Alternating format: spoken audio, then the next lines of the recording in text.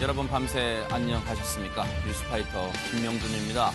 전국을 뒤덮은 폭염처럼 전 국민의 분노가 폭발하고 있습니다.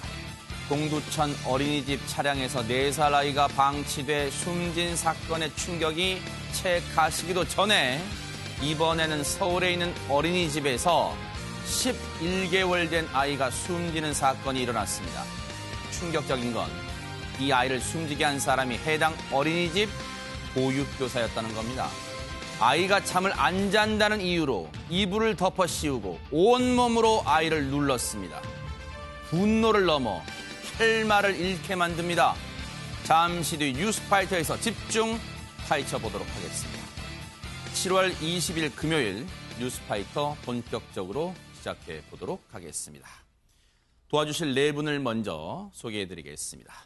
백기종 전 수서경찰서 강력팀장, 그리고 소종섭 전 시사저널 편집국장, 그리고 이인철 변호사, 심리상담 전문가 박상희 소장, 이렇게 네 분과 함께합니다. 어서 오십시오. 안녕하세요. 네. 여러분과 함께하는 뉴스파이터 첫 번째 얘기부터 풀어보겠습니다. 덥다 해도 이것까지 열어놓아선 안 될 것 같습니다. 백기종 팀장님. 네. 전남 순천 여수 지역에서 네. 심야 시간대에 계속해서 잠을 자고 있는데 네. 물건이나 돈이나 이런 금품이 없어지는 겁니다. 아하. 결국은 이제 경찰이 많은 신고가 들어오니까 수사 전담반을 만들어서 수사를 하게 됩니다. 네. 그래서 결국은 30세 된 범인을 검거를 했는데 아하. 범행 수법이 이런 겁니다. 자, 폭염이 푹푹 찌고 30도가 오르락내락 하니까 네. 구도심 아파트라고 해서 저층 아파트입니다. 네. 이 저층 아파트에서 이 베란다나 창문을 열어놓고 주무시게 됩니다. 네. 그러면 누가 막 돌아다니네요, 네, 지금. 그렇습니다. 네네. 그러면 그 틈에 모자, 마스크, 장갑을 끼고 들어와서 10분 만에 이제 어허. 이런 그 금품들을 훔쳐 나가는데 결국 체포를 해서 확인을 해보니까 어허. 5월 달부터 최근까지 네. 5,400만 원 상당의 금품과 차량을 훔치는 이런 네. 절도범인 걸로 밝혀졌습니다. 지금 이 CCTV를 보면요. 이 아마 아파트 중에 그런 게 있잖아요. 약간 제일 아랫부분은 화단 같은 게 있어서 약간의 1층의 높이를 둔 그런 곳 같아요. 그렇습니다. 그런데 지금 보면은 그냥 그걸 밟고 올라서 2층 높이처럼 보이는데도 지금 저곳을 올라갑니다. 지금 저기 절도 현장이라는 얘기잖아요. 그렇죠. 지금. 이제 베란다를 보통 열어놓기 때문에 네.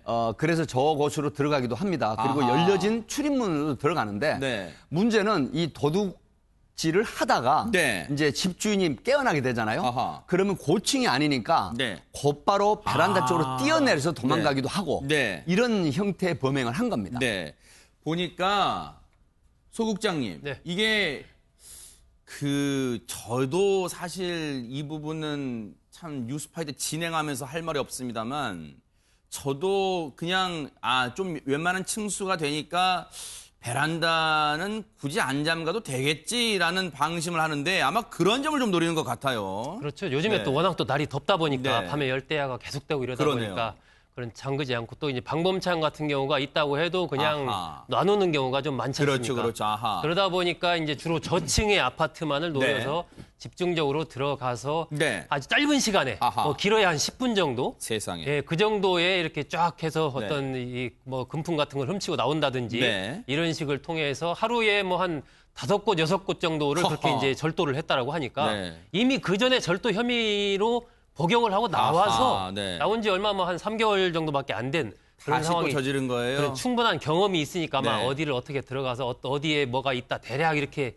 흐름을 아는 네. 상황에서 또다시 절도 행위를 계속했던 것이죠. 경찰이 조사를 해보니까요. 저런 식으로 여러분 정말 조심하셔야 됩니다. 요즘 폭염에다가 또 휴가철이 겹쳤잖아요. 그래서 집안의 어떤 잠금 장치 같은 거 허술하게 하시면 정말로 화를 당합니다.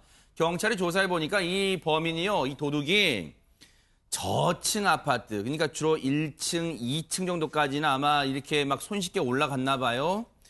23곳을 돌면서 28차례 범행을 했는데요. 정말 혀를 내두릅니다. 총 훔친 이 귀금속이나 이런 걸 액수를 따져봤더니 5,400만 원에 달했다고 합니다. 그런데 이인철 변호사님, 네.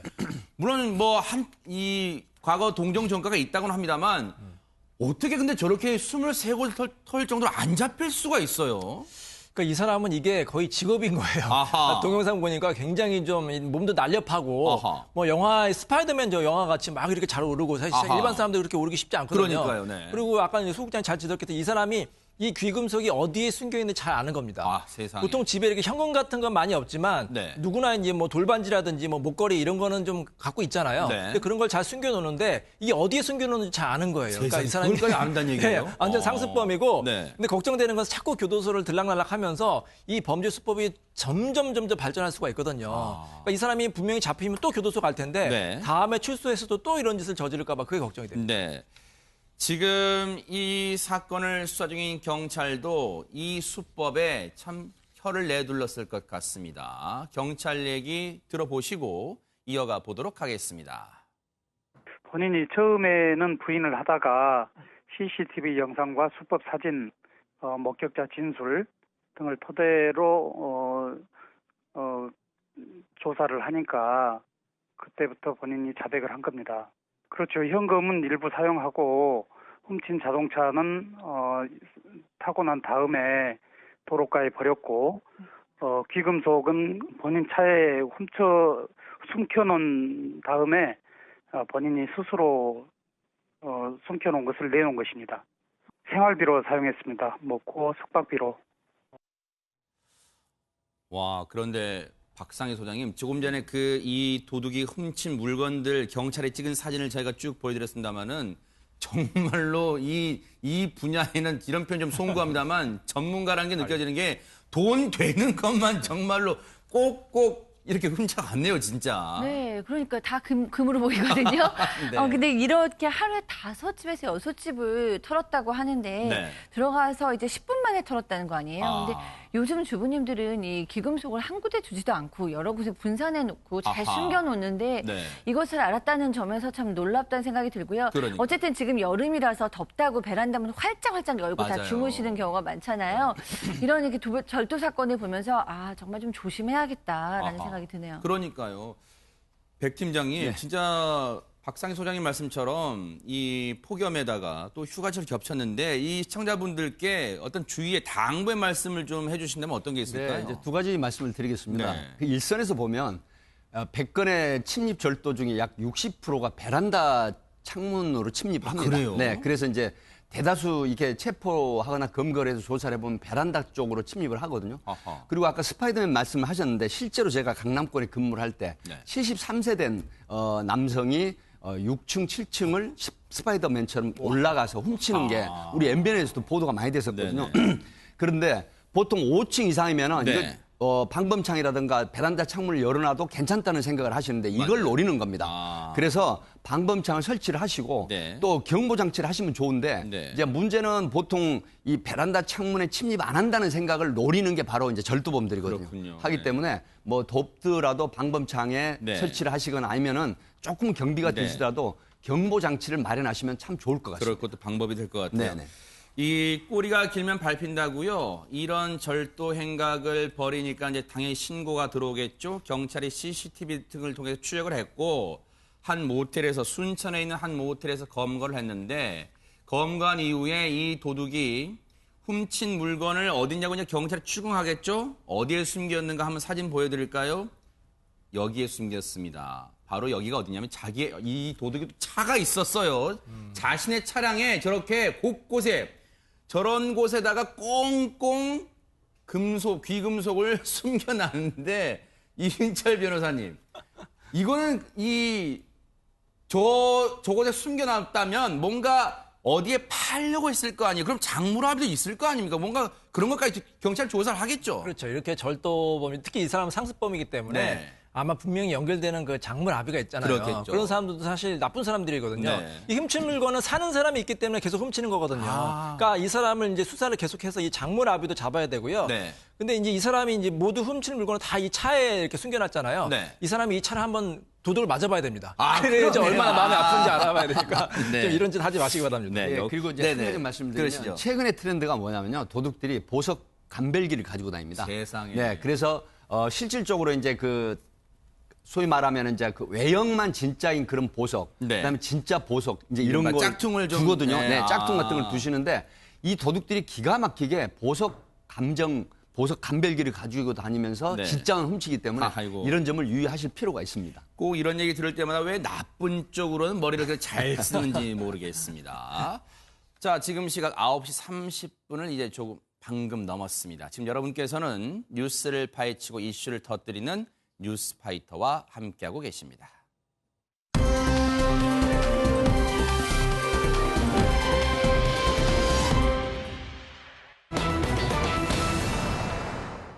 어떻게 이럴 수가 있습니까? 정말 우리 아이들이 너무너무 위험한 상태에 빠져 있습니다. 백 팀장님. 네, 지난 18일 오후 3시 30분에 119 구급대로 전화가 걸려옵니다. 여보세요 하니까 지금 우리 하곡동의 어린이집인데 아이가 12시부터 잠을 잤는데 지금까지 일어나지 않아서 깨워보니까 숨을 쉬지 않아요. 빨리 좀 오세요라고 합니다. 세상에. 그래서 구급대가 급하게 출동을 해서 확인을 해보니까 이미 사망해 있는 거예요. 아이고. 그래서 사망을 하게 되면은 바로 또 구급대는 경찰에 신고를 자동으로 하게 돼 있습니다. 네. 그래서 이제 경찰이 합동으로 나와서 수사를 했는데 CCTV를 확인해 보니까 12시 경에 네. 이 50대 후반의 보육교사분이 네. 아이를 이불을 덮더니 온몸으로 누르면서 이런 형태를 몇 분간 지속을 하는 거예요. 아하. 그래서 이제 이걸 확인을 하고 추궁을 하니까 아기 잠을 재우려다가 이제 이런 일이 벌어졌다 실토를 하게 된 그런 사건인데 정말 충격을 주고 있습니다. 박상희 소장님. 네. 이게 이유라고 지금 하는 거예요. 지금 아이를 숨지게 해놓고 아이가 잠을 안 자서 이불을 덮어씌우고 자기 온몸으로 눌렀답니다. 어저께 정말 이 소식을 듣고 저를 포함한 정말 대한민국의 엄마들의 억장이 무너졌습니다. 네. 그저께인가요? 또 며칠 전에는 폭염 속에 어린이 버스 안에서 9인승 버스 안에서 또 아이가 질식을 했는데 도대체 아이를 돌보시는 분들이 물론 뭐 열악한 환경을 뭐 굉장히 개선해야 된다라는 목소리도 높은 것 같지만 그래도 뭐 이해 안 되는 점이 한두 가지가 아닙니다. 일단 이 케이스만 봐도 지금 이 보육교사가 좀 알려지기로는 59세의 보육교사인데, 그러니까 일반적으로보다는 좀 나이가 있죠. 네. 그 원장과 뭐 가족 관계인 것 같고 사실상 원장의 권력을 휘두르지 않았나 생각을 하는데 11개월 아이면 정말 요만한 말도 못하는 아입니다. 말도 못하는 아이를 잠을 안 자서 그랬다? 보통 낮잠 시간 그 1시간 정도가 교육교사들이 쉬는 시간이거든요. 그러니까 말을 돌려서 얘기하면 본인이 쉬고 싶은데 애가 잠을 안 자니까 재우려고 했는데 안 되니까 그냥 화가 나서 담요를 뒤집시고 60kg의 몸무게로 위에서 누른 겁니다. 그러니까 이게 정말 보통 아이를 돌보지 않는 직업에서도 도저히 이해가 안 되는데 보육교사가 이런 행동을 했다니 이건 정말 변명의 여지가 없을 것으로 봅니다. 그런데요, 이인철 변호사님. 네. 더욱 분노가 치미는 건요. 이 이불을 덮어 씌우는 정말 천인공노할 인면수심의 짓을 했던 시각이 낮 12시쯤이었는데 신고가 들어온 건 오후 3시쯤이었어요. 그럼 뭔가 혹시라도 알리바이를 만들 그런 틈을 가진 건가요? 어떻습니까? 그럴 수도 있고요. 아마 네. 제 생각에는 뭐 아이가 사망한 거를 몰랐을 가능성도 있습니다. 아하. 12시쯤에 이제 그렇게 끔찍한 짓을 했는데 뭐 설마 아이가 죽었겠냐 이렇게 생각을 했겠죠. 그리고 그냥 무책임하게 방치한 거예요. 이 아이에 대해서 관심이 없는 겁니다. 조금이라도 관심이 있으면 우리가 이렇게 집에서 애가 이렇게 이불 덮고 자면 좀 걱정되잖아요. 맞아요. 그래서 이불을 덮고 자지 마라. 그게 그렇죠. 숨이 안 통할 수가 있으니까 네. 굉장히 위험한데 이 사람들은 이 아이에 대해서 그냥 관심이 없는 겁니다. 본인이 이렇게 이불을 덮었으면 네. 좀 좀 걱정이 되면은 지금 확인을 해봐야 될 거 아닙니까? 네. 근데 3시간 동안 방치를 한 거예요. 네. 그래서 제 생각에는 그 어린이집 통학 차량에서 아이가 사망한 그 끔찍한 사건보다 이 사건이 전 재질이 더 나쁘다고 생각합니다. 그거는 이제 과실범이거든요. 과실범이고 이거는 거의 고의에 준하는 거예요. 아하, 본인의 네. 어떤 행동을 했기 때문에 네. 최소한 미필적 고의라도 있는 거기 때문에 굉장히 이건 재질이 안 좋다. 네. 그런 생각이 듭니다. 그런데 여기서 우리가 더 짚어봐야 될 게요. 소 국장님. 네. 지금 앞서 우리 박상현 소장님 말씀해 주셨지만 이 보육교사가 50대 후반인데 이 보육교사는 원장과 쌍둥이 자매입니다. 근데 신고를 한 사람이 원장이에요. 뭔가 그렇다면 이 원장도 알고 있었을 가능성, 이것도 경찰이 조사해봐야겠죠. 그렇죠. 조사를 해봐야죠. 네. 지금 보면 한 3시간 30분 정도의 기간이 있지 않습니까? 네. 이게 보면요.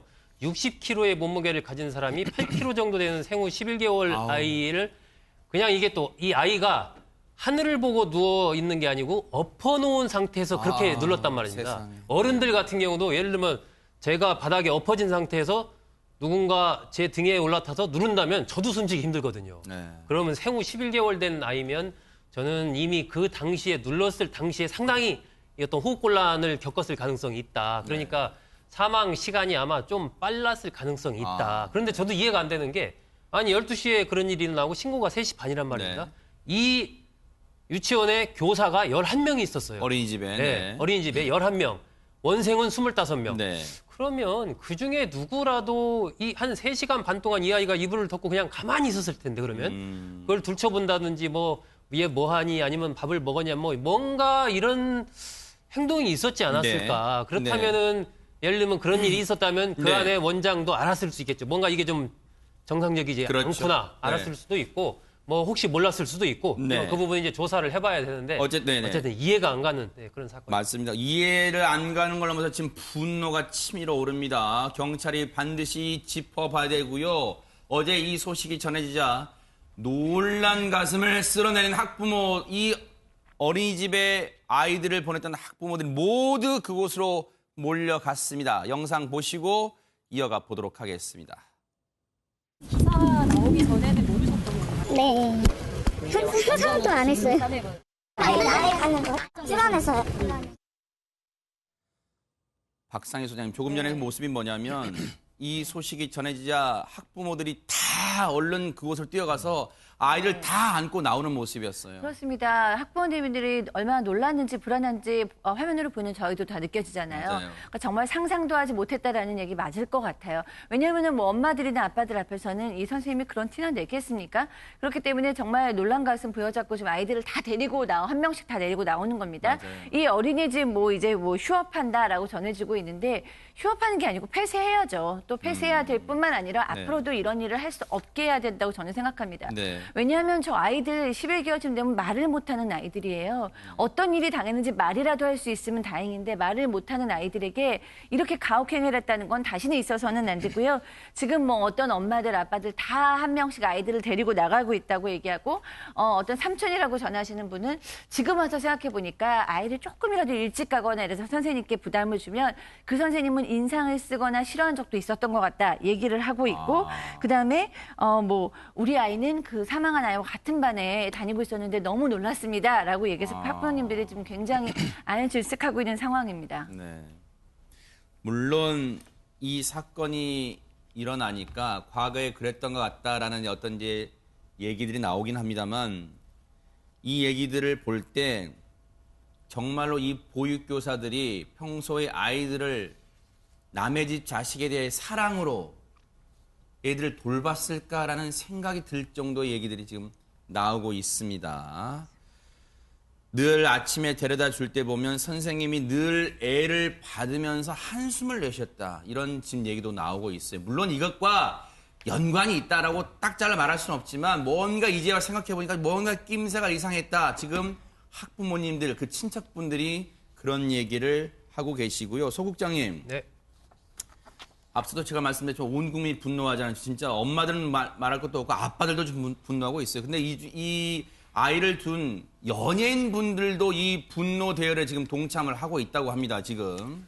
그렇습니다. 방송인 정가은과 황혜영 등 아이를 둔 뭐 연예인뿐만이 아니고 사실 최근에 맞아요. 있었던 사고들은 뭐 아이를 둔 부모를 떠나서 이미 저 같은 경우 다 아이들이 이제 대학생 컸거든요. 네네. 큰데도 아니 어떻게 우리나라에서 아직도 이런 일이 이게 처음 일어난 사고가 아니지 않습니까? 네. 잊을만 하면 1년에 한두 번씩 꼭 네. 똑같이 사고가 비슷한 유형들이 발생을 하기 때문에 네. 굉장히 분노를 하고 있는 건데 네. 이런 부분에 대해서 정말 이 연예인들 포함해서 많은 국민들이 도저히 이해가 안 간다, 한숨이 쉬어진다라고 하면서 엄마로서 조금의 이해도 납득도 용서도 안 된다. 네. 사실상 이런 부분들은 일종의 이제 살인이라고 볼 수 있는 것 아니냐 이런 네. 뭐 분노를 지금 토해내고 있는 네. 그런 상황입니다. 쌍둥이 두 아들을 둔 황혜영 씨, 예전에 가수 활동했었죠. 황혜영 씨. 자신의 SNS에 이런 글을 올렸습니다. 어제. 하루가 멀다 하고 들려오는 영유아 사고들 때문에 계속 가슴이 답답하다. 비단 요즘 일만은 아니겠지만 며칠 전 차 안 방치 사고를 비롯해 어린이집 학대 사고까지 자꾸만 한숨이 쉬어진다. 이런 얘기를 하고 있습니다. 백 팀장님. 예. 다른 보육교사들도 뭐 있고 아이들도 있을 텐데 이제는 글쎄요. 어떻게 봐야 됩니까? 혹시라도 이런 일이 그 전에도 비일비재하게 있어 왔을 가능성도 배제할 수 없잖아요. 네, 사실 그렇습니다. 우선 통계를 먼저 말씀을 드리면요. 네. 정부의 지금 그 학부형들이 이걸 좀 참조를 하셨으면 좋겠습니다. 2013년도 경찰 통계를 보면 6,796건이었던 아동학대 사건이 작년에 무려 22,157건으로 늘었어요. 네. 그렇다고 하면 해마다 늘어나고 있는데 네. 지금 어린이집에 갔다 온 아이들이 유형이 몇 가지 있습니다. 네. 예를 들어서 갑자기 신경질적이 되거나 네. 그다음에 두려워하는 모습을 보이거나 네. 아니면은 가끔 이제 경찰의 일선의 그 수사 경험증에서 나온 건데요. 네. 뭐 예를 들어서 말을 하던 아이가 말을 잘 안 해요. 근데 또 이런 경우 있어요. 집에 와서 엄마나 아니면 가족이 달래도 자학적인 행동을 해요. 네. 예를 들어서 머리를 방에다가 이렇게 찢는다거나 벽에다 찢는다거나 아이고. 이런 형태는 뭐냐면 속으로 굉장히 극심한 스트레스가 있는 거예요. 아이들이? 그리고 두렵고. 네. 아. 근데 이런 이상한 증세가 평소에 보이지 않는 증세가 있으면 이거는 네. 빨리 경찰에 신고를 하거나 아하. 아니면 소아과 관련 의사한테 가서 상담을 하시는 게 좋아요. 네. 그래서 혹여라도 네. 이 아이에 대한 가학적인 행동이 있었는지를 밝혀서 네. 만약에 있다고 하면 처벌하고 그 아이를 빨리 다른 곳으로 옮기는 네. 이런 조치가 필요하다는 말씀을 드리고 싶네요. 이인철 변호사님, 서울 남부지검은 해당 보육교사에 대해서 구속영장을 청구했습니다. 어떤 처벌, 어떻게 단죄를 해야 됩니까? 이 정도면 제가 보기에는 아동 학대로 볼 수가 있고요. 우리 이제 그 법이 이제 강화가 돼가지고 아동 학대 범죄 처벌 특례법에 보면 이렇게 아동을 학대해가지고 아동이 사망할 경우에는 이제 굉장히 가중 처벌하게 돼 있거든요. 무기징역이나 5년 이상의 징역에 처하니까 이 어린이집 선생님 같은 경우에는 제가 보기에는 굉장히 좀 재질이 안 좋거든요. 거의 고의에 준한다고 볼 수가 있습니다. 네. 아니 이불에 그렇게 했으면 아이가 숨질 것을 충분히 예상할 수 있었잖아요. 아주 좀 중한 처벌을 좀 내려서 좀 사회 경쟁을 올려야 될 것 같고요.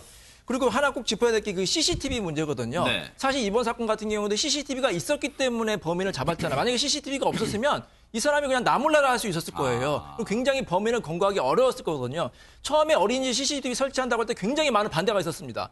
무슨 뭐 사생활 침해한다, 뭐 어린이집 교사 그랬죠. 인권을 침해한다고 했는데 만약에 CCTV가 없었어 봐요. 네. 얼마나 이렇게 황당했을 겁니까? 그러니까 네. CCTV 꼭 설치를 잘했고요. 네. 그리고 문제는 뭐냐면 CCTV 열람하는 절차가 또 굉장히 까다롭거든요. 네. 잘 안 보여줍니다. 네. 열람 같은 것도 좀 손쉽게 할 수 있게 법이 바뀌어야 됩니다. 그 아이를 그것도 남의 아이를 맡아 키운다는 건요. 제가 엊그제 어린이집 차량에서 방치된 아이가 사망한 사건 때도 말씀드렸지만요.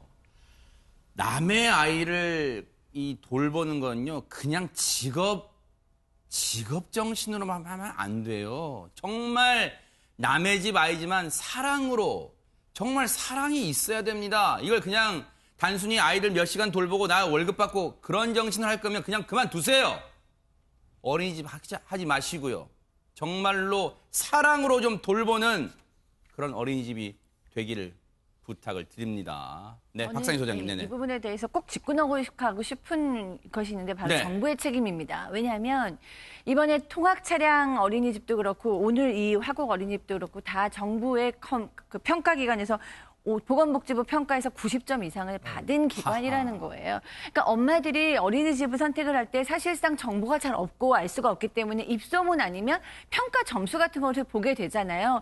그리고 이제 어느 정도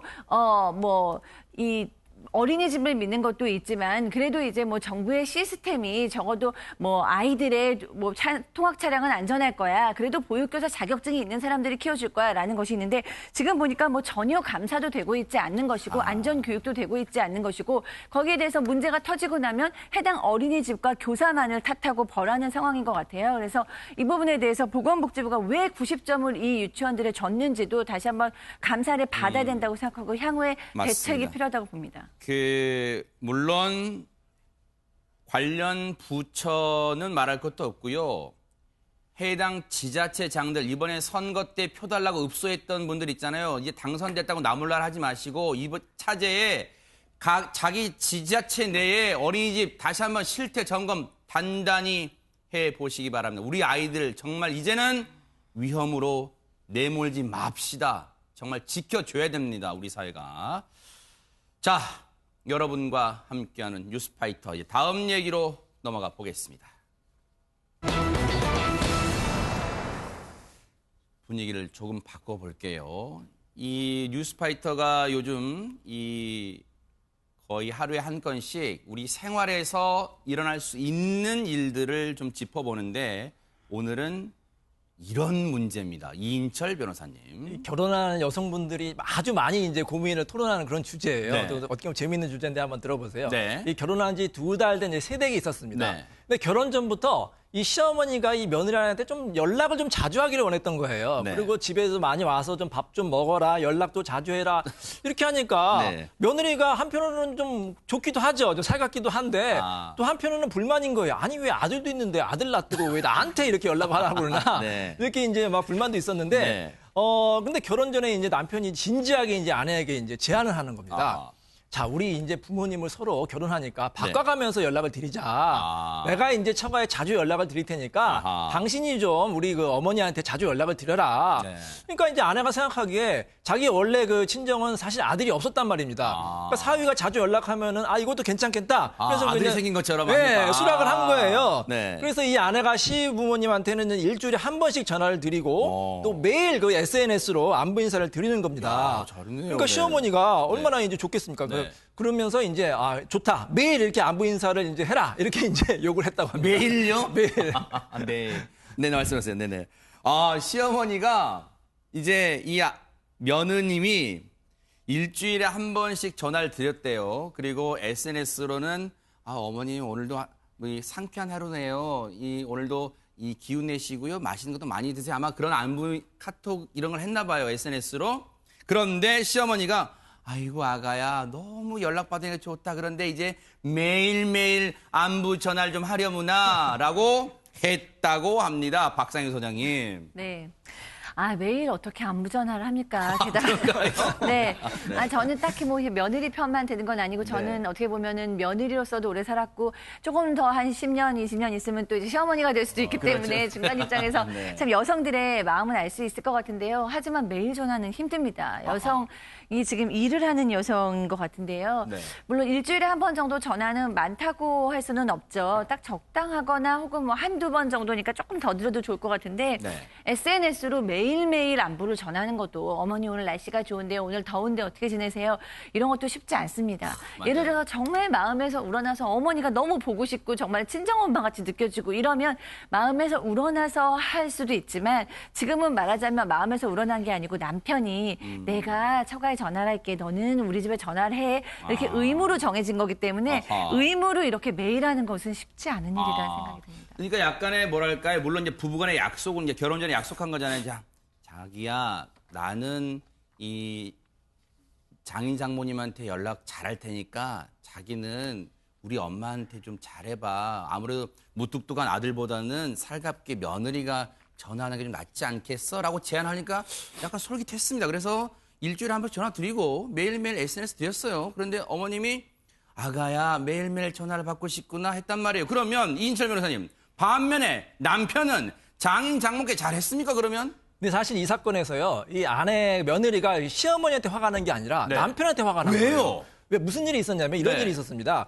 그 친정에서 이제 그 어머니가 그 장모가 사위 이제 먹으라고 보양식을 보낸 거예요. 네. 그러니까 이제 굉장히 고맙겠죠. 그러니까 이제 아내가 이제 남편한테 보양식을 전해주면서 네. 어머니가 당신 사위를 위해서 이렇게 귀한 보양식을 좀 이렇게 준비해 주셨으니까 감사 인사 드리라고 했더니 남편이 당연하지. 내가 네. 감사 인사 자주 드리고 있어. 네. 이분께 또 감사 인사 드릴게. 네. 이렇게 해서 말하고 이제 출근한 거예요. 네. 그러니까 이제 그 며느리가 네. 그 아내가 자기 친정 어머니한테 연락을 했겠죠. 어머니 우리 그 남편한테 네. 감사 인사 받았어 했더니 무슨 소리냐고 감사 인사 안 왔다고 네. 그런 거예요. 안부 인사 안 왔다고. 아하. 그래요. 그러면은 남편한테 그 이서방한테 언제 전화가 왔어요? 네. 뭔 소리야? 결혼하고 한 번도 연락이 안 왔어.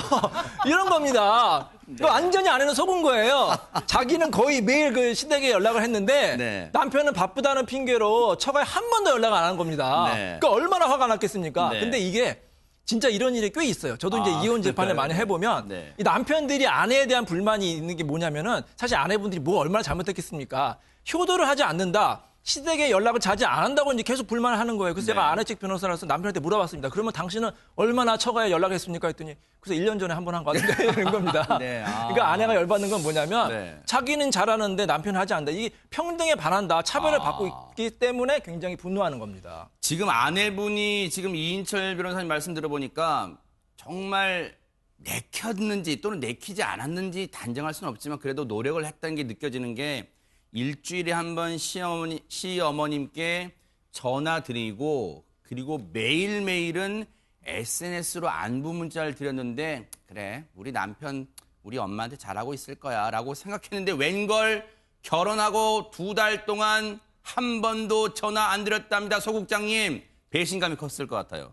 그렇죠. 아무래도 이제 요즘에는 특히 이제 처가에 하는 것만큼 시가에 서로 거의 5대5 아닙니까? 네. 그러면은 예를 들어서 며느리가 친정엄마한테 뭐 꼬박꼬박 일주일에 2번씩 전화를 드렸다면 남편은 2번은 아니어도 최소한 1번은 해줘야 이게 가정이 무탈하거든요, 요즘에. 네. 그런데 특히나 이제 신뢰관계 속에서 아내는 남편이 당연히 전화를 자주 드렸겠거니 네. 생각을 하고 있었는데 어느 날 물어보니까 네. 그게 아닌 거예요. 아하. 그러면은 그것이 일단 남편에 대해서 당신 뭐야? 약속 왜 안 지켰어? 당신 뭐야? 네, 이제 네. 신뢰관계에서의 훼손이 오거든요. 네. 그렇기 때문에 요즘에는 뭐 다 평등하게 똑같이 네. 이렇게 하는 게 제일 좋습니다. 네. 이 남편분은요. 네. 지금 생각을 아주 잘못한 게 있습니다. 왜요? 자, 장모님이 네. 남편 사이를 위해서 보양식을 줬다라고 생각을 해야 됩니다. 네. 근데 이분은 제가 가만히 추적을 해보니까 나를 위해서 장모님이 보양식을 해준 게 아니라 자기 딸, 내 와이프, 자기 딸을 위해서 보양식을 해준 게 아닌가라고 해서 시큰둥한 반응을 보인 것 같은데 이거 굉장히 잘못된 거죠. 자, 사이가 건강해야 내 딸도 좋으니까 그렇게 생각을 해야 되는데 내 딸을 위해서 보내준 게 아닌가. 그러니까 내가 먹고 건강을 하면 딸도 잘해주잖아요. 네. 그런 측면인데 이분은 그렇게 생각을 하는 것 같은데 사실은 돈이 큰 돈 안 들어가잖아요. 네. 예를 들어서 장모님, 뭐 저 같은 경우는 장모님 한 분 계십니다만은 네. 수시로는 아니라도 가끔 전화를 드려서 뭐 어디 경로당 계세요? 아니면 지금 오늘 뭐 하세요? 한마디 해주면 사이가 그렇게 사랑스러운 거죠. 네. 그러고 큰 돈 안 듭니다. 예를 들어서 한 10만 원, 20만 원쯤 드리면 돼요. 네. 그리고 수시로 이 번개팅이라고 보통 우리 젊은 사람들이 하잖아요. 네. 갑자기 가셔가지고 경로당에 계시면 노인 어르신들 한 10분 계시잖아요. 그럼 한 5만 원어치만 사다가 드리면 네. 장모님이 아주 기세가 등등해집니다. 네. 내 사이 봐.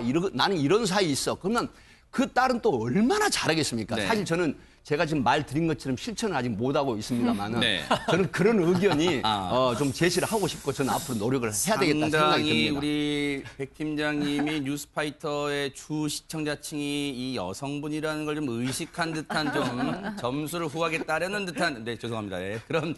그런 마음이 있지 않을까라는 생각도 해보는데 일단은 이인철 변호사님 그러면 네. 아내분이 일단은 남편에게 상처를 좀 받았어요. 배신감 느꼈어요. 네. 그러면 뭔가 그 다음에 좀 자기야 전화 좀 드려 이렇게 했나 이후에 어떻게 조치를 취했습니까? 아내도 이제 복수를 하기로 마음먹고 세상에 복수를 해요? 나도 당하고만 있을 수 없다. 네. 그래서 어떤 특단의 조치를 취했냐면 연락을 그냥 안 해버린 거예요, 시댁에. 세상에. 그러니까 매일 연락을 하던 며느리가 연락을 안 하니까 시어머니가 굉장히 좀 궁금하겠죠. 아하. 그러니까 일주일 있다가 연락이 온 겁니다. 아하. 아, 며느리야, 무슨 일이 있느냐. 네. 그러니까 며느리가 사실 이러이러한 일을 얘기를 했어요. 네. 자, 근데 여기는 이제 자세히 나오진 않지만 네. 시어머니가 어떻게 반응을 했을까요? 만약에 며느리가 이랬으면. 아. 대부분의 사건은 그럽니다. 그럴 수도 있지. 우리 네. 아들이 바쁘니까 연락 못 할 수도 있지. 그렇다고 해서 네가 연락 안 해? 아이 괘씸해. 여기서부터 이제 갈등이 시작되는 거고 심할 경우에는 이혼까지 결심하는 경우가 있거든요. 그러니까 그 드라마 같은 데도 많이 나오지만 박상희 소장님 보통 이런 경우에는 아니 아가 남자가 바깥일을 하고 사업하고 직장 다니고 그러면 그럴 수도 있지. 남편이 안 한다고 너도 나한테 전화 안 하냐? 이렇게 나오는 경우 있을 것 같아요. 네, 이제 사건이 그렇게 되면 이제 악할로를 걷는 것이죠. 네, 왜냐하면은 요즘 여성들은 저도 포함해서 그렇지만 무조건적으로 네가 여자니까 희생을 해. 뭐 이런 거는 사실 납득이 잘 되지 않거든요. 우리가 서로 행복해서 서로 행복한 가정을 가꾸자 하는 것이 결혼을 네. 해서 이제 목표지.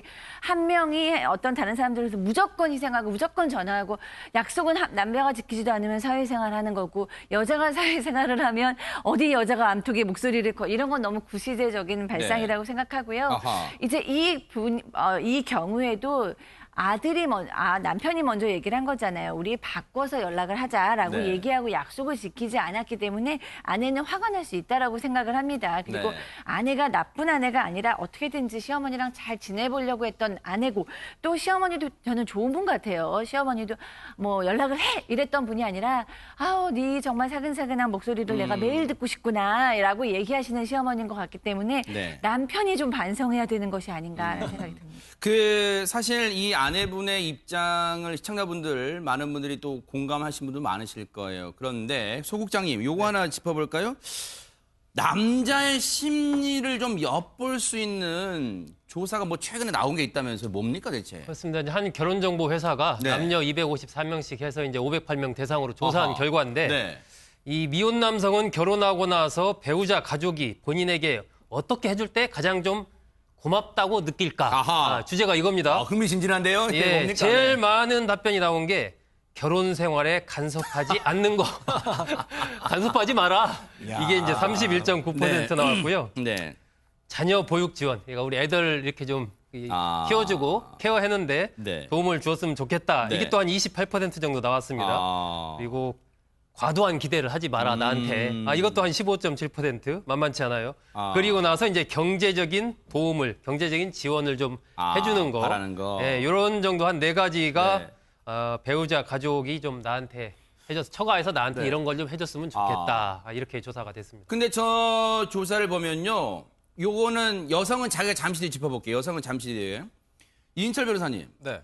이 얘기를 지금 보니까 남성이 원하는 거란 말이에요. 그러면 네. 예전에는 고부 갈등이 심했지만 요즘은 장모와 사위 간의 장서 갈등이 좀 심한가요? 어떻습니까? 굉장히 심합니다. 아. 그 이유가 뭐냐면 요즘에 그 여성들의 힘이 세졌잖아요. 집에서도 이제 아내의 아하. 역할이 커졌고 네. 특히 이제 자녀가 있을 경우에는 이 자녀를 장모님이 보살펴주는 경우가 있어요. 아하. 그러니까 장모님이 자주 왔다 갔다 하는 거니까 아무래도 많이 부딪힐 수밖에 없는 거예요. 네. 그리고 똑같은 잔소리를 들어도 잘 보세요. 우리가 어렸을 때 어머님한테 많이 잔소리 받았죠. 네. 많이 들었죠. 그럼 네. 그런가 보다. 근데 이 장모님이 계속해서 잔소리하고 구박하면은 그거 이제 못 참거든요. 대한민국 남자들. 네. 그렇기 때문에 이거 도저히 못 살겠다. 장사 갈등 때문에 이혼하겠다. 이렇게 결심하는 부분도 있습니다. 이혼하겠다까지. 네. 그런데 그러면 반면 박상희 소장님, 여성이 네네.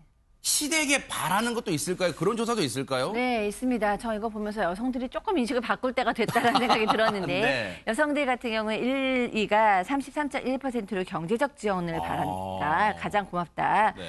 두 번째가 과도하게 기대하지 않는 거 나왔고요. 세 번째가 자녀 보육 지원. 그렇죠. 네 이 문제 빼놓을 번째가 수 없죠. 네. 결혼 생활에 간섭하지 않는 것. 이렇게 나왔는데요. 그래서 저도 여성이기 때문에 충분히 이해가 되지만 사실 경제적 지원을 받으면 과도하게 기대를 하거나 간섭하지 않는 완전한 독립적인 어떤 삶이 좀 어려울 수도 있어요. 경제적인 독립이 어떻게 보면 심리적인 독립, 물리적인 독립 그럴 수 모든 걸 있겠네요. 기본이 될 수도 있기 때문에 경제적인 지원을 안 받으시고 심리적으로도 너무 간섭을 안 받으시고 이런 것이 더 좋지 않을까 하는 생각이 그러니까. 박 소장님이 굉장히 핵심을 찔러주셨는데 이게 우리나라에만 굉장히 이 고부 갈등도 많고 장서 갈등이 많단 말이에요. 여러분 네. 뭐 미국이나 유럽에서 고부 갈등 때문에 이혼한다는 말 들어보셨어요? 거의 없잖아요. 그래요? 왜 그런지 아세요? 왜일까요? 그게 이유가 뭐냐면 이 집값 때문에 그런 거예요. 집값 때문에. 아하. 결혼을 할 때 남자 집에서 집을 많이 해오잖아요. 네. 그럼 부모님 입장에서 어떤 생각이 들까요? 남자 부모님 집에서. 본인이 투자한 거예요. 본인이 투자했기 때문에 당연히 간섭하는 걸 당연하다 봅니다. 세상에. 본인이 그렇게 많은 금액을 들여가지고 이렇게 지원해줬는데 내가 이 정도 간섭할 수 있지 이런 생각을 하는 거 아닙니까? 그러니까 경제적인 지원을 바라면서 간섭하는 거 원하지 않는다. 그건 모순되는 거거든요. 그렇게 생각할 수도 있다는 생각 좀 이게 참 어려워요. 사실은 뉴스파이터가 이제 이런 얘기를 해보는 이유는요. 어떤 이쪽이 맞다 저쪽이 맞다 어떤 결론을 내고자 하는 게 아니라 이런 고민이 비단 이 사연을 주신 분만의 이 문제가 아니라 아마 시청자분들도 맞아 우리도 그러고 우리 아는 사람도 그래라고 공감을 많이 하실 텐데 그렇게 한번 느껴보고 대화의 장을 한번 열어보자라는 취지로 마련을 하고 있으니까요. 혹시라도 이 방송 보시는 분들 중에요. 저희한테 뉴스파이터 문을 두드려 주시기 바랍니다. 어떤 사연도 좋습니다. 생활 속의 이 갈등 그런 것도 다 좋으니까요. 뉴스파이터 문을 두드려 주시면 언제든지 저희가 기다리고 있겠습니다. 자, 여러분과 함께하는 뉴스파이터 다음 얘기로 넘어가 보겠습니다. 정말 우리 예전에 그 개그 프로그램 중에 그런 거 있잖아요. 와, 하늘에서 눈이 와요. 그런데 이번에 눈 말고 다른 게 왔다고 합니다. 박상희 소장님. 네, 어디서 돈벼락 안 떨어지나 이런 얘기도 많이 하죠. 맞아요, 네. 사실 뭐 벼락까지는 아니지만 좀 비슷한 일이 있었습니다. 아하. 19일에요. 오전에 7시 25분에 정도에 아침에 일어난 일인데 어떤 여성이 에코스 검은색 자동차를 지금 뭐 보죠. 떨어지네요? 그러면서 쓱 다 돈을 저 돈입니다. 저게 돈이에요? 네, 돈을 샥 저렇게 버리고 지금 보면 노란색이에요. 네, 5만 원권을 쫙 뿌리고 간 겁니다. 네. 그래서 뒤에 있는 차가 이제 너무 놀라니까 이거를 아마 그 블랙박스로 찍혔는지 나중에 확인한 것 같은데 네. 이 여성이 대형마트 근처에서 이렇게 돈을 확 뿌리고 그다음에 이제 또 오봉산 오거리 가서도 지폐를 5만 원짜리, 뭐 1,000원짜리, 10,000원짜리 섞어가지고 확 뿌리고 이렇게 11군데에서 네. 돈을 뿌렸습니다. 대체 얼마나 그러니까 뿌렸을까요? 네, 뭐 지금 횟수를 보면은 1,000만 원이 넘은 것 같아요. 1,500만 원 정도. 1,500만 원요? 와. 네, 그렇기 때문에 신고가 지금 연달아서 11곳에서 들어왔습니다. 이야, 아니 지금 우리가 뭐 엊그제 월드컵 우승국 뭐 프랑스 풍경도 봤습니다만 그런 데는 축하 그냥 색종이 뿌리는 겁니다만 저건 돈을 뿌렸잖아요. 아니 소국장님 지금 회수된 게 1,500만 원 정도래요. 그런데 저걸 지금 누가 갖다 준 거예요? 그러면? 한 1,587만 원 정도 되는데요. 와. 이게 이제 뿌린 돈의 종류도 다양합니다. 네. 일단 아까 노란색 얘기했지만 네. 5만 원권도 있고 아하. 5,000원권, 10,000원, 5만 원권 이래 다 있어요? 네, 골고루 아주 종류도 다양하게 뿌렸습니다. 네. 막 뿌렸고.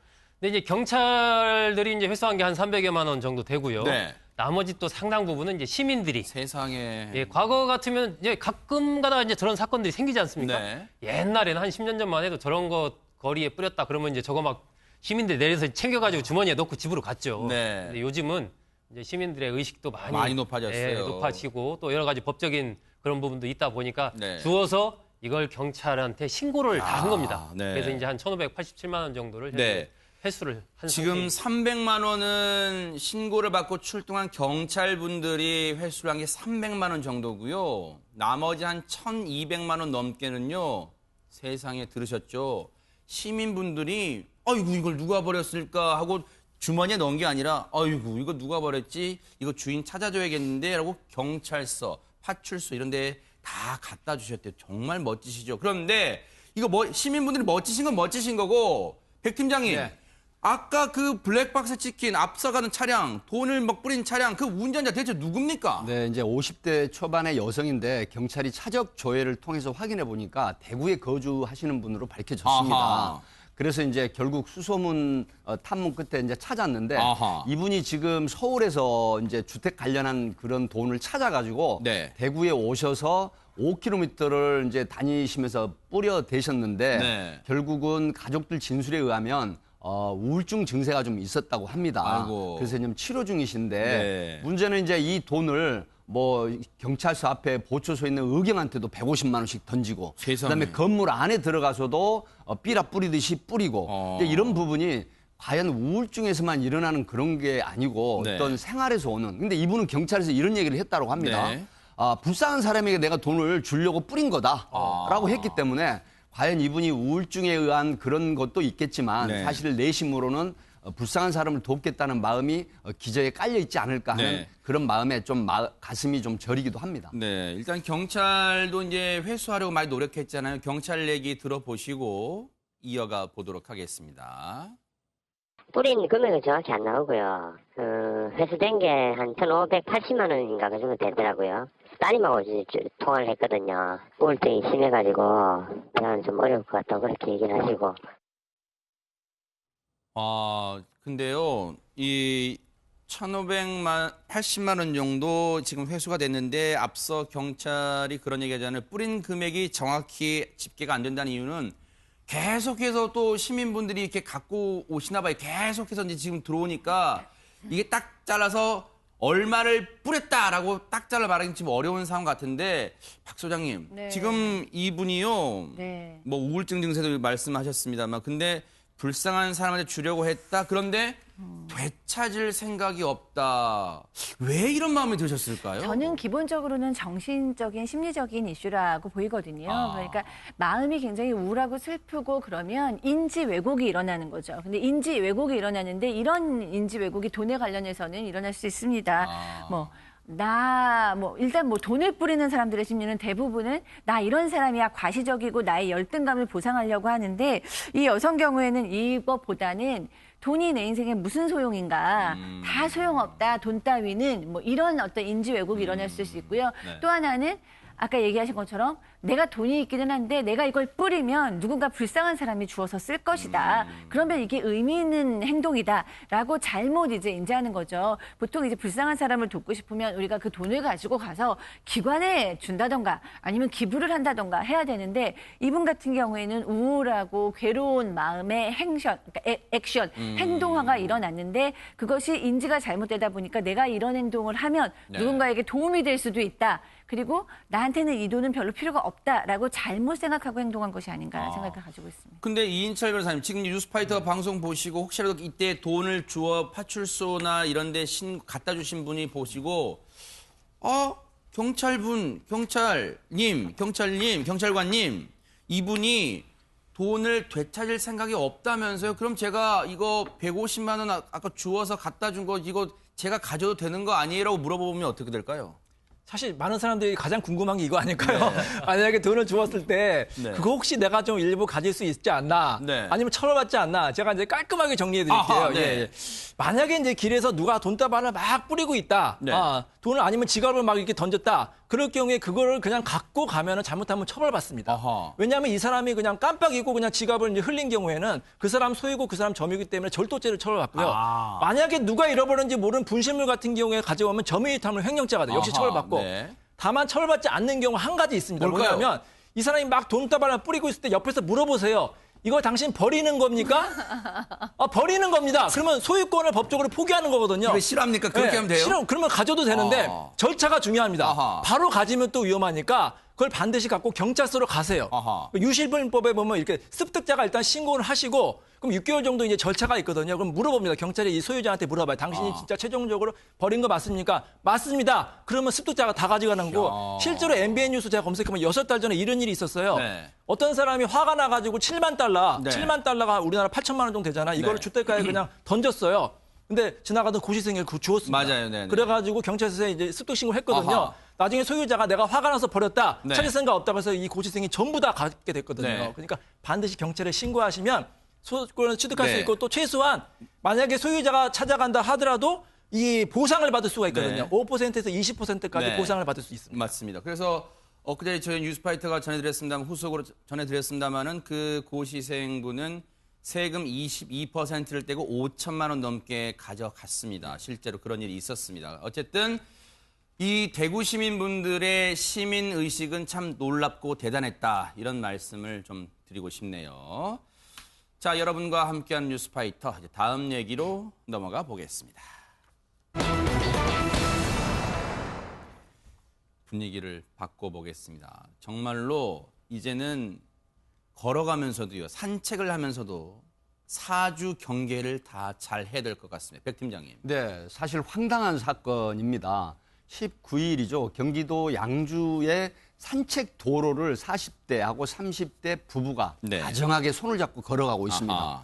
그런데 웬걸 갑자기 8시경에 40대 초반의 남성이 나타나더니 네. 흉기를 들고 휘두르는 겁니다. 아이고. 그래서 이제 너무 놀라가지고 네. 제지를 하는 과정에 이제 손도 다치고 이렇게 됐는데 네. 결국 신고가 돼서 경찰에 체포된 이 남성이 네. 하는 얘기는 지금 이 남성과 내가 흉기를 휘둘러서 다치게 하려는 이 남성의 옆에 여성이 어제 저녁에 나하고 같이 술을 먹었던 다정한 내 연인인 줄 알았다. 근데 아침에 전화를 해봤더니 네. 다른 남성이 받길래 너무 화가 나서 네. 정말 이걸 가만 내버려 두지 않으려고 내가 지금 계획적으로 왔다라고 네. 하는 실토를 했는데 아하. 양주경찰서에서는 이 범인에 대해서 살인미수죄 적용을 해서 네. 아마 영장 청구를 하겠다는 전언이 있습니다. 그러니까 정말 황당하네요. 이 사람이 피의자입니다. 이 범인이 18날입니다. 그러니까 그저께가 되겠네요. 연인 관계에 있는 여성과 술을 마셨대요. 여기까지는 뭐 그럴 수 있잖아요. 연인 관계니까. 그런데 어제입니다. 이 여성에게 이제 이 마음이 있으니까 안부 전화를 했겠죠? 그런데 전화기 너머로 그 마음에 담고 있는 여성의, 즉 연인으로 생각하는 그 여성의 목소리가 들려야 되는데 남성이 전화를 받았대요. 여보세요? 했겠죠? 당신 누구야? 왜 이렇게 전화 받아? 당신 누군데 전화 받아? 그러다가 다툼이 오고 갔답니다. 전화상으로. 그랬더니 너 당장 만나.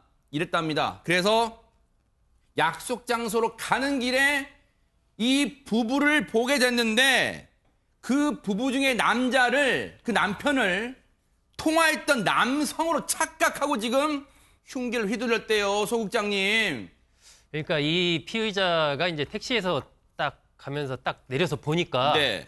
여성이 네. 자기가 어제 저녁에 만난 그 여성이라고 생각을 한 거예요. 아하. 그러니까 당연히 그 여성과 같이 가는 남성은 내가 통화한 그 남성이다. 네. 나랑 지금 전화로 다툰 그 남성이다. 네. 라고 생각하고 이제 흉기를 휘두른 거죠. 네. 크게 다치지는 않았는데 이 여성의 왼손 같은 것들이 이런 것은 좀 베이는 네. 이런 정도의 상처를 입었는데 일단 이 피의자는 자기가 흉기를 갖고 간 것까지는 기억이 나는데 네. 막 휘두르고 이런 부분에 대해서는 자기는 잘 기억이 안 난다라고 네. 이제 부인을 하고 있는 상황인데 네. 일단은 뭐 이 살인 혐의를 경찰은 좀 적용을 하고 있는 것 같습니다. 너무너무 황당해요.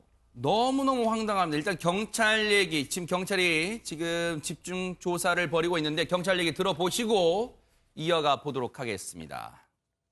시칼이요. 일단은 뭐 자기가 일부 시인하고 일부는 또 기억이 안 난다고 하죠. 상처 정도인가요? 깊지는 않아요. 여자가 왼쪽 손을 좀 다쳤어요. 술 기운이 알기 때문에 이게 기다 아니다 뭐 기억이 난다 안 난다 그러니까 칼을 가져간 건 맞대요. 근데 이제 이 찌르는 과정이 또 기억이 안 난다 뭐 이런 식으로 얘기를 하니까. 이번에도 술 먹고 기억이 안 난다는 지금 그런 변명을 하고 있습니다. 백 팀장님. 네, 사실은 어떤 범행이든지 범행을 하고 나서 직후에는 자기가 강한 처벌을 받지 않기 위한 뭐 노력을 하는 건 네. 뭐 인지상정이겠죠. 하지만 그럼에도 불구하고 이 내 연인과 같이 함께 있다고 오인을 하고 그다음에 결국 흉기를 품에 소지하고 네. 그리고 이동해서 약속 장소로 간 거잖아요. 그렇다고 하면 흉기를 소지하고 갔을 때 이 남성, 그러니까 내 연인의 남성이 어떤 형태이든지 간에 네. 살해할 가능성이 있다고 보는 겁니다. 네. 그렇기 때문에 가지고 간 흉기가 굉장히 날카로운 그런 흉기라서 만약에 이걸로 찔리게 됐을 때 생명의 위험이 있다라고 네. 하기 때문에 양주경찰서 입장에서는 폭력행위 등 처벌에 관한 어떤 흉기 네. 공동상해 이런 것보다는 상당히 술도 취했지만 네. 결국 그 남성을 살해할 마음을 가지고 흉기를 소지하고 현장에 갔었다. 그리고 네. 실제로 행동을 했기 때문에 네. 그래서 살인 미수를 적용을 했는데 네. 아마 이런 부분은 약간의 법리적인 나중에 다툼이 있겠지만 네. 현재로서는 그 남성을 살해할 목적이 있었다라고 네. 보는 게 아마 정도인 것 같습니다. 경찰은 살인미수 혐의로 구속영장을 신청할 예정이라고 하는데 아마 오늘 중에 신청할 것 같다는 생각도 해봅니다. 근데 저는 네네. 한 가지 이제 네네. 이런 사건을 보면 술을 먹어서 내가 잘 기억이 안 난다. 이런 얘기를 많이 하잖아요. 네. 그러니까 우리 사회에서 이제 술과 범죄의 문제 이 네. 부분과 관련해서 과거에는 이제 술을 먹었다는 부분이 어떻게 보면 참작에 오히려 형량을 좀 감경하는데 그런 요소가 된 부분도 있는데 저는 이제는 좀 그런 부분에 변화가 와야 되지 않느냐. 오히려 조금 더 그런 부분에 대한 처벌을 좀 네. 강하게 하는 그러니까요. 쪽으로 해야 되지 않는가 하는 생각도 좀 가져봅니다. 뉴스파이터 통해서도 여러 차례 말씀드립니다만 술 먹었다고 해서 이 기억이 안 난다. 또 술 때문에 그랬습니다라고 하는 게 전혀 변명이 되지 않는 추세로 요즘 이 사법부의 판단도 이 진행이 되고 있다는 거 꼭 참고하고 또 절대 이런 짓을 저지르지 않는 게 상책이겠죠. 자, 여러분과 함께하는 뉴스파이터 이제 마지막 얘기로 넘어가 보겠습니다. 이 똑같은 액수도요.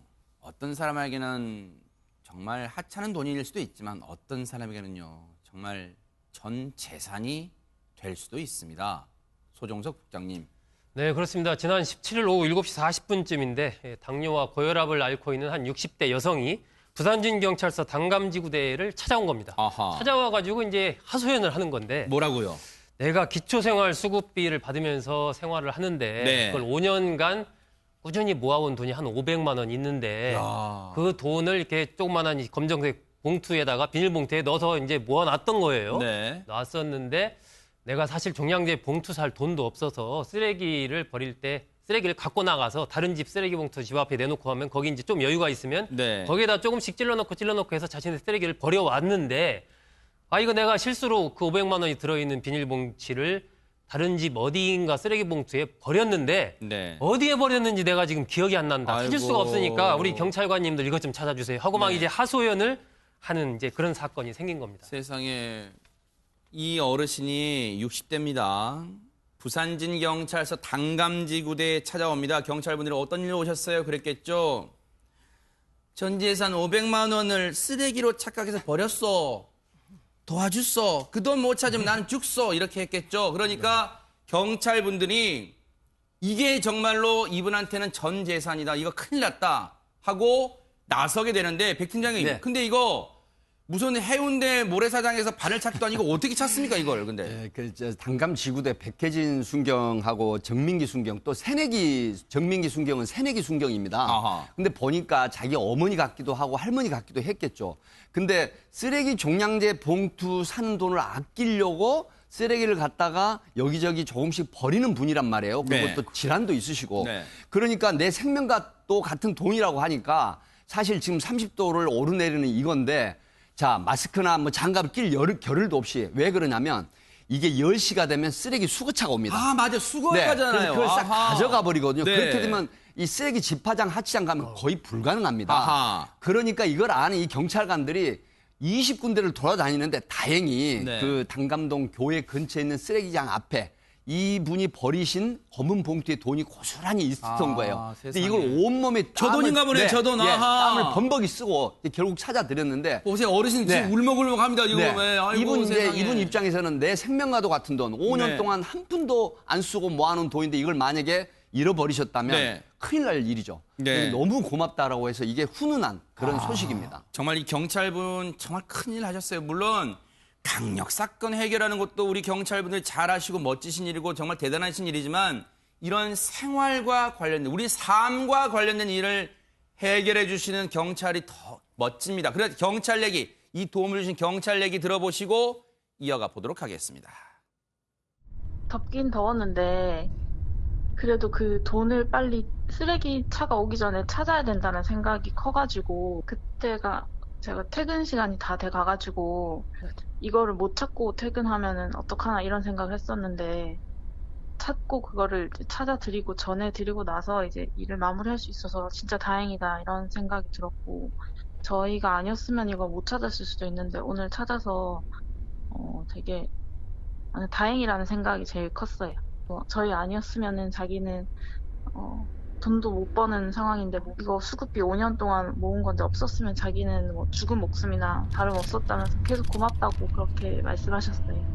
그냥 저희가 당연히 해야 될 일이고 그런 건데 좀 많이 이슈가 돼가지고 약간 얼떨떨하기도 한데 그래도 저희가 열심히 하는 모습 좋게 봐주셔서 일단 고마운 마음도 있고 되게 보람찼던 것 같아요.